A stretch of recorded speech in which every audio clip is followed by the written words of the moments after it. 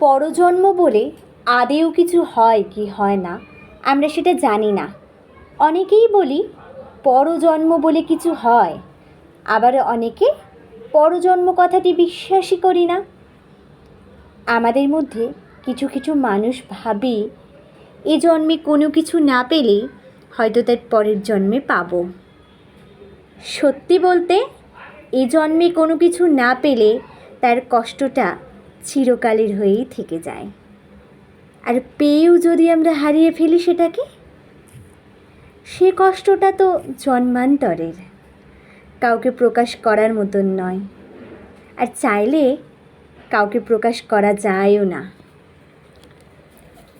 জানি না পরের জন্ম বলে কিছু হবে কি না, কিন্তু এ জন্মে যা সঞ্চয় করেছি বা সঞ্চয় করব, তার মধ্যে সব থেকে সুন্দর সুন্দর মুহূর্তগুলোকে একসাথে করে অন্তর দিয়ে তার যত্ন করে সাজিয়ে রাখব।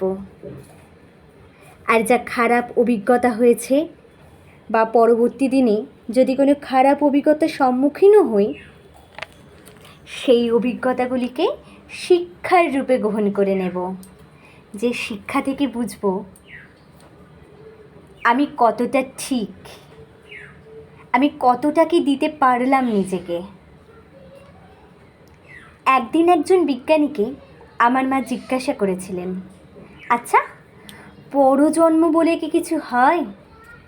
তিনি বলেছিলেন, যদি এই জন্মে অনেক কিছু না পাওয়া হয়ে থাকে, অনেক কিছুর আক্ষেপ রয়ে যায়, অনেক স্বপ্ন পূরণ না করতে পারার কষ্ট থেকে থাকে, তবেই সেই সব মানুষদের পরজন্ম হয়, তারা আবারও জন্মায়। জানি না জন্ম হবে কি না এরপর, কিন্তু আমি চেষ্টা করব কিছু স্বপ্নকে যেন বাস্তবে রূপান্তরিত করতে পারি,